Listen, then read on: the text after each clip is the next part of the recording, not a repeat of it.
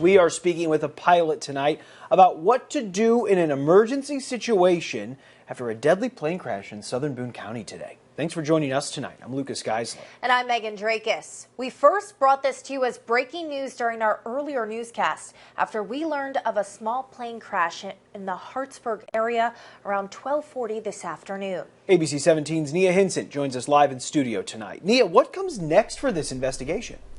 Megan and Lucas, the NTSB says its crews are expected to be on site sometime tomorrow morning to investigate. Former NTSB Chair Jim Hall tells me they'll look at some of the debris left behind from the flight and come up with a preliminary report, but we likely won't know a cause for 6 months to a year. Moberly pilot Braden Tyrer tells me knowing what to do in these situations really comes down to the pilot. A tragic ending to a plane ride in southern Boone County, leaving an unnamed pilot of a small plane dead in Hartsburg this afternoon.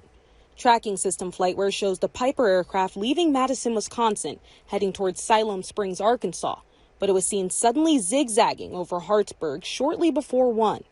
Tyrer spent the day looking into the flight's path. He says the plane picked up speed quicker than the plane can handle, ending in scattered pieces, including the plane's tail and some neighbors' yards. Tyrer says in his experiences, the plane isn't known to have past issues. If this aircraft had been flying and had less of a sudden hiccup, we probably would have heard about it. If something happens very quickly, as a pilot, you don't have the time to respond to that appropriately or communicate. The cause of the crash remains unknown tonight. Former NTSB Chair Jim Hall tells me today investigators tomorrow will look at some of the rubble left behind and create a preliminary report. But a known cause for the tragedy could go unknown for up to a year. The number of individuals that are required will really depend on what the facts are when the investigator gets there on site. If there are issues regarding the weather, he may ask for expertise in that area.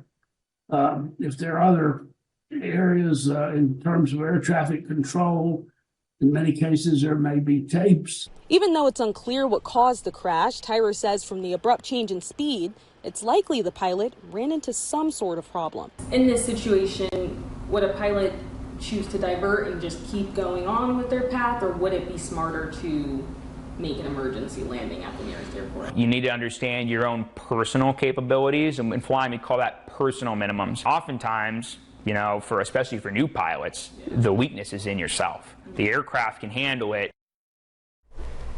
Now, Hall says if the parts left over from the plane are important to keep, they may be moved to a storage place to be investigated further. But he tells me tomorrow is really all about gathering the facts, while a more thorough investigation will come over time.